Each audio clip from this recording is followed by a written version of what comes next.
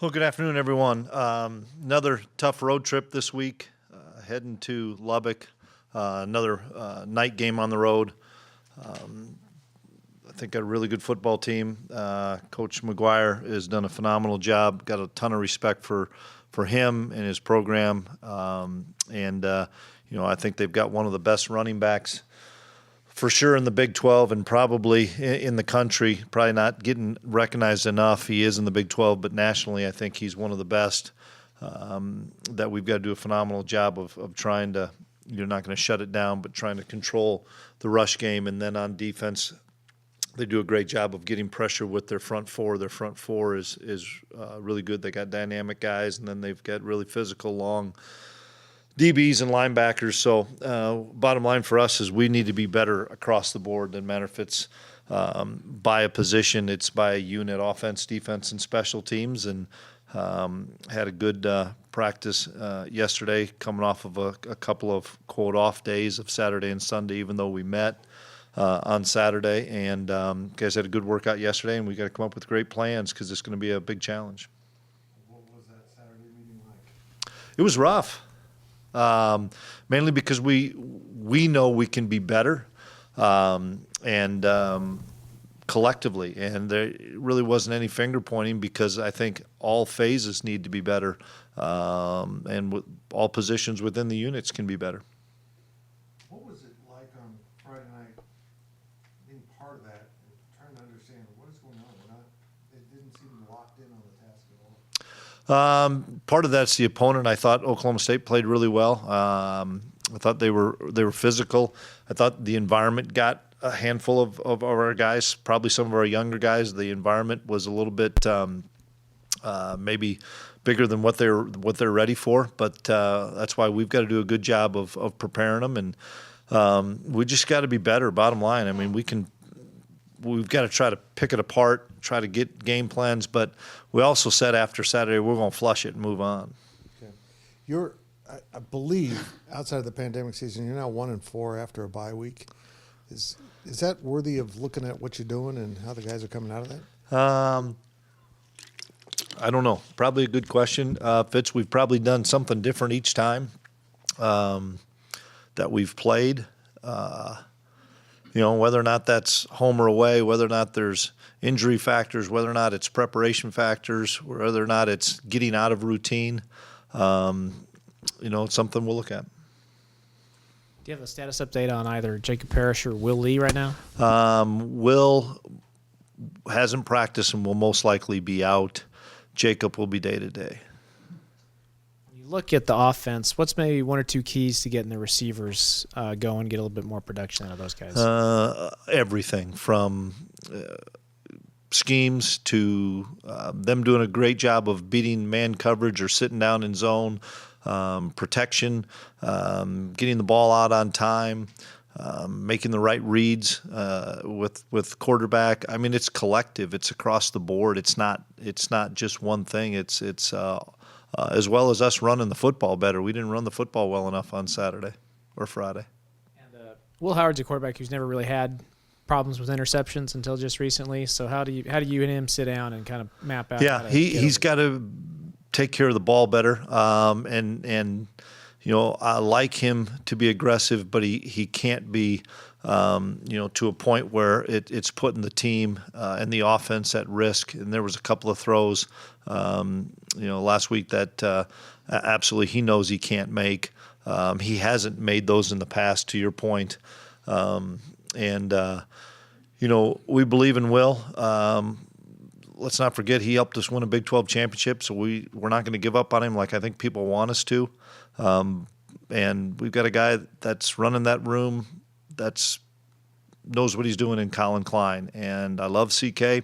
Got a ton of faith in Colin Klein, as everybody else should, being K-Staters, and we'll get this figured out.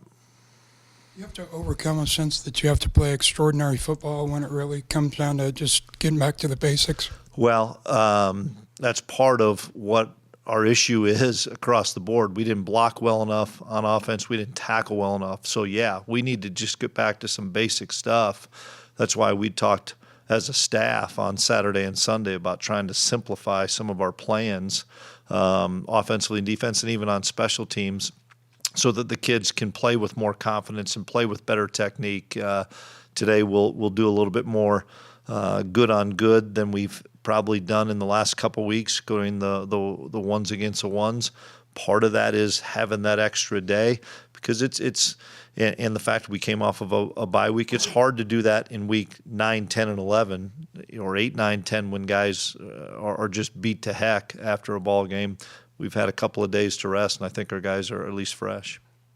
And when it comes to turnovers defensively, is it kind of a mix of being aggressive and just being assignment sound? It's everything. Once they come, they might come in bunches.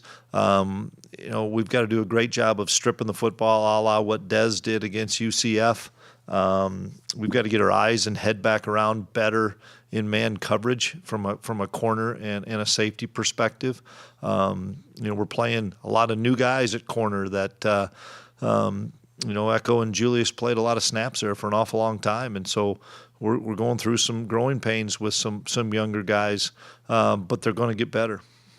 And with the corner situation being what it is, can you describe Kenazol Thomas and Donovan McIntosh? Yeah, Donovan's going to redshirt.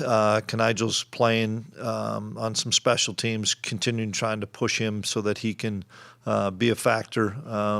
It's a different game in college than it is in high school, with how fast the game goes, getting a lot of the calls right, understanding your technique.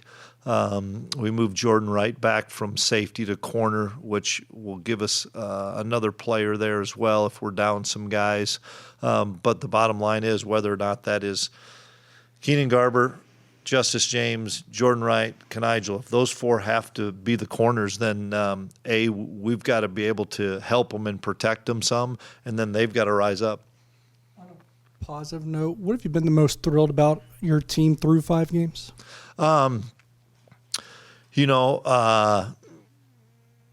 Probably it's hard to say because we've been so inconsistent. Jack Bloomer has been a bright spot for us. After he struggled maybe the first game, I think he's been really, really good.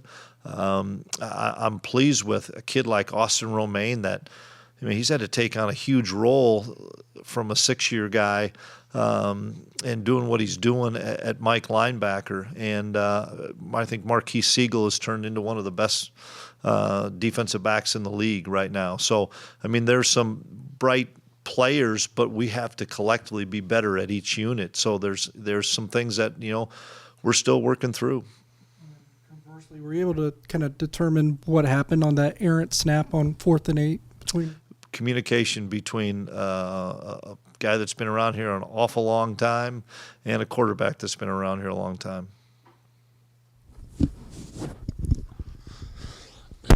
As far as kind of figuring out how to get the receivers kind of jump started here, has there been any thought of putting more of a load on some of the younger guys and seeing how they do? Yeah, you bet.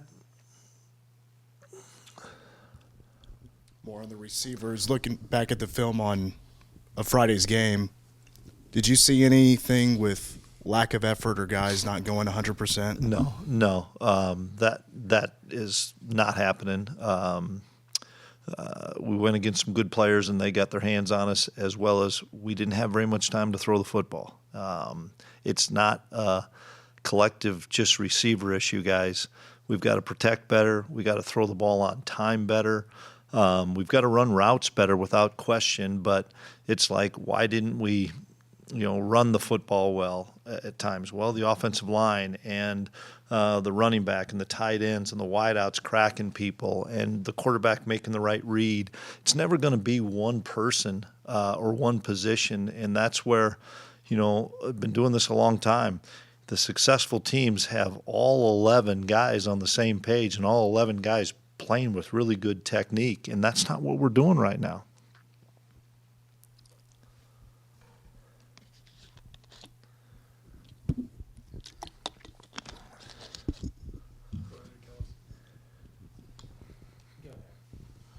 Coach, what can you say about Texas Tech, and can you just break them down a little bit for us? Probably inconsistent early in the year. and you saw that with a loss to a good Wyoming team, but have found their footing. You know, they had a change at quarterback because they had the young man get hurt that was very similar to Daniel Green. He gets hurt, you know, he's one of those guys that's gotten hurt the last few years. It's just, it stinks for him, and I know it does for Joey as well. But, you know, I thought they played well against West Virginia, and West Virginia, like I told people, was going to be really good this year, and they had a chance. They changed that. That was when the kid got hurt, and they had a chance to tie it late. And then they got after Houston, and they got after Baylor, and so I think they're playing some of their best football right now. And when you can run the football like they're running the football, a lot of things open up in the pass game, and that's what they're doing. And then they're just laying their ears back and playing aggressive defense. What's their environment like, particularly at 6 p.m.? It's a tough environment for sure, especially when we got to go play another night game. You know, we've been in there once at night, once in the morning, and they've got a really good fan base, and they're loud, and it'll be a big challenge for us to make sure that we can handle the noise, especially at night. And you know, I think we're going into another blackout or something. You know, those are, you know, the night games are a tough deal on the road because you're in the hotel all day, but that's the hand we're dealt. So we've got to be able to do a great job of adjusting to it and make sure that our guys are prepared and ready. Change from their offense with the new quarterback in there? Not really. The other kid ran the ball a little bit more. Now they're utilizing their running back probably a little bit more. Not that the other one, not that Morton can't run it. I think he can. I think, you know, when you lose one, you don't want to lose two. Their RPO game is really good, and their what we call their access throws. They're going to spread people from sideline to sideline, and if you don't cover people down and have, you know, 2-on-2 or 3-on-3 out there, the ball's going out there, and it's an extension of a run play. And that's what they got us on last year a handful of times because their tempo is so fast that if you don't get lined up, you're going to get exposed. How do you game plan for a team like them that leads the country in fourth down going forward in that situation? You know, your third down package changes quite a bit because you don't have a lot of your exotic blitzes and stuff because 3rd and 10 can get to 4th and 4. It's a go situation, but they've been like that ever since Coach McGuire got there. We just have to be prepared to play 4 downs. We did here last year quite a bit, have to play 4-down football. And you know, we were a benefit of it one time because we got a big-time stop and scored after it early in a game. And it can be a big momentum shift if you get that 4th down and keep the drive alive and score. So it's kind of changed. Obviously, everybody's seen it change a little bit in college football with people going for it more on 4th. What's the biggest challenge with Taj Brooks? What makes him so tough? His ability to not take negative plays. You know, he finds a way to get north and south in a hurry. He finds a way to, you know, not get tackled on an arm tackle. You wish the kid you could get him run east and west, but he'll ultimately get those shoulders turned, or he's going to stiff arm you and get around the corner. And we've played against him before, but you can tell he's running with a ton of passion and confidence. Also against Oklahoma State, it seemed like you maybe played off a little bit more, and they got you on a lot of slants, but you didn't give up touchdowns. Was that but we've got to correct it. You know, we were too soft. I mean, that was something that we talked about even at halftime, and we got better in the second half. But we can't be so soft on those easy access throws. Those definitely hurt us. But you're also playing with guys aren't Jacob Parrish and stuff. That it was a little bit different environment. So that's why we have to find ways to give those guys some relief too, whether we put somebody out and buzz a backer or a safety or roll a corner up a time or two. We've got to find some ways so that they're not playing one-on-one football for 70 snaps. That's a long day. Was that a positive, though? You held them to field goals for the most part? Yes and no. I'll be honest with you. Yes and no. Every time we've gone down there, we've not played our best, but found a way to stay in it simply because of that.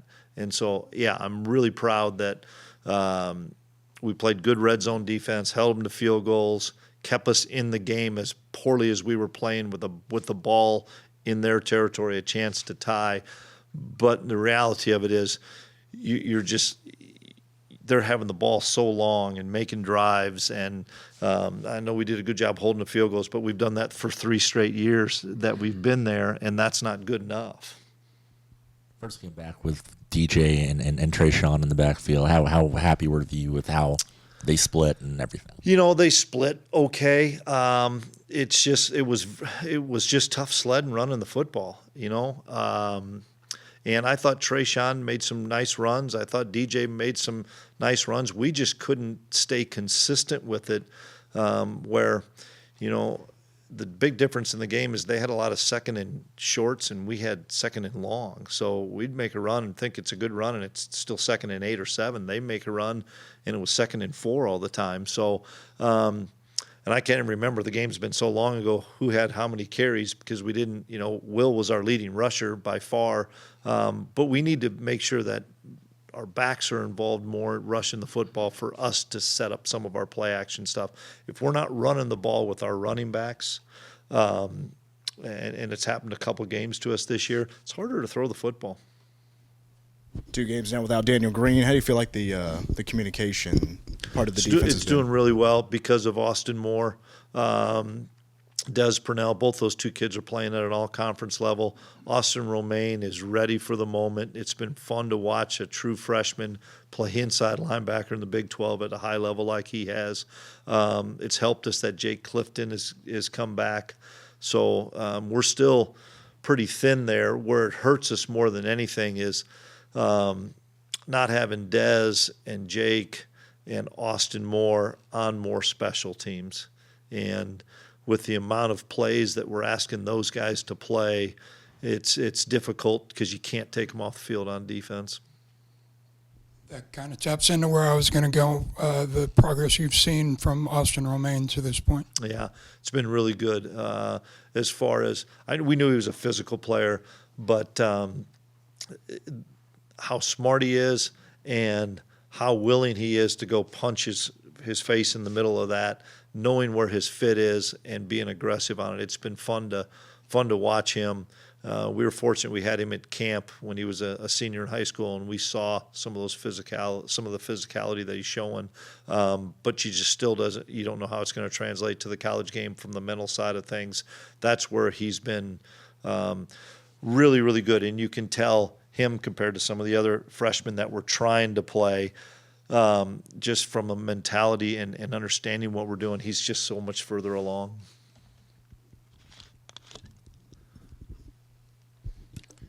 Is there kind of a, not positive necessarily, but there's not a whole lot right now. It's okay, man. We got to get better. It's all right. You've only lost 1 game in the conference. Everything is still Yeah. very much in front of you as far as what your goals were to start off out the season. Is that something that you can kind of build off of? Yes and no. I know that that's out there in the big picture, and what we have kind of urged our guys, especially the new guys, especially the guys that, whether or not you were on the team last year but you didn't maybe travel, or you weren't really a huge part of it, or you're brand new to it, of not just blocking out the outside noise of hearing, hey, we're still in great shape, or we still have an opportunity and all this other stuff, but to lock into the inside noise. And that inside noise is the Austin Moores and the Cooper Beebes and the Phillip Brooks and the Kobe Savages and the guys that have been around here to say, guys, we have to do this one day at a time. We better win today's practice.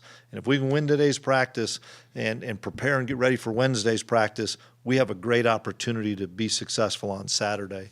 And right now, I think we're listening too much to that outside noise of what we can be rather than working on what we should be and need to be. With the possibility of still being able to redshirt Avery, has that played a factor at all in him not coming in the last couple games? Nope, it hasn't. It's one of those things where, once again, I'm going to trust the guy that's running that room because I love the guy, and Colin Klein knows what he's doing, and we have a good plan. Did it help? Disappointing as the game was that it was on a Friday, that you maybe get an extra day to kind of flush it and. Yep. More than anything, I'm hoping it helps us Monday, Tuesday, Wednesday, Thursday as our preparation. You didn't see as many guys sore because of us doing things on Saturday morning. It was a day for us. It wasn't an optional day. It was a full day for us, and so we got guys recovered. We did some lifting with the guys that hadn't played as much. We were able to put the game to rest so that yesterday we were able to get right into the game planning of Texas Tech. Our energy, our catapult numbers were much better on Monday than they've ever been because guys weren't as sore, and that's got to help us, and we're counting on that as far as Tuesday, Wednesday, and Thursday having good practices.